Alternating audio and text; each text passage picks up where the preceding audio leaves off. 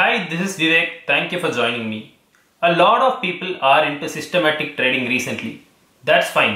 But the thing is, majority of the people quit their system or quit systematic trading altogether when they see a series of losses, aka drawdown. The biggest reason for this is people select a system that actually does not suit their psychology.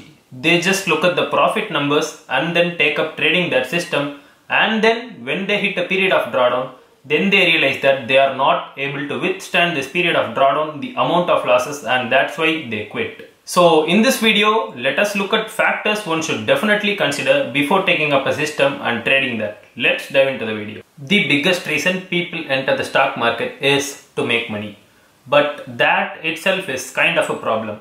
When entering the market, one's main aim should be to preserve the capital for a longer period of time and not make profits immediately. On contrary, if one's aim is to generate profits very quickly, then there are higher chances that he would obviously blow up his account. In stock market, every single day we deal with uncertainty.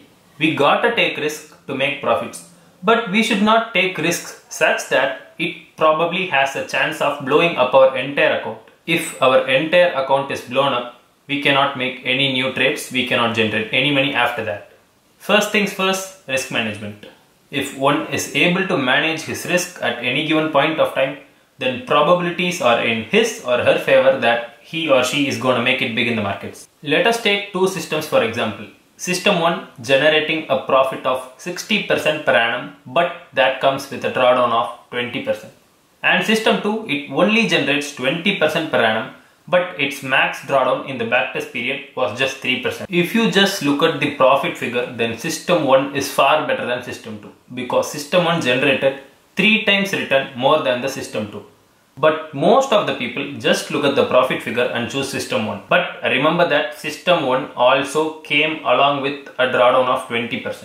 Max drawdown comes in the future. So you should obviously be expecting a drawdown of at least 20% in the future. So people start trading system 1, and when that drawdown period of 20% comes, they just quit. Most of the people not only quit that system and quit systematic trading altogether. So before taking up a system, one should take into account the risk that person is able to handle and the risk that the person is willing to handle. If you cannot stomach a loss of 20% on your capital at any given point of time, then you should obviously not be trading system 1. System 2 is yours. But you should have to settle for a lower return of 20%. Imagine getting blown out 20%, which is 1/5 of your capital.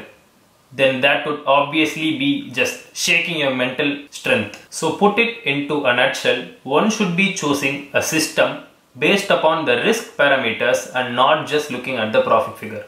Risk parameters can include max DD in terms of percentage, in terms of absolute numbers, single biggest loss on any given day, maximum losing streak, its frequency, time taken to overcome the DD, and so on.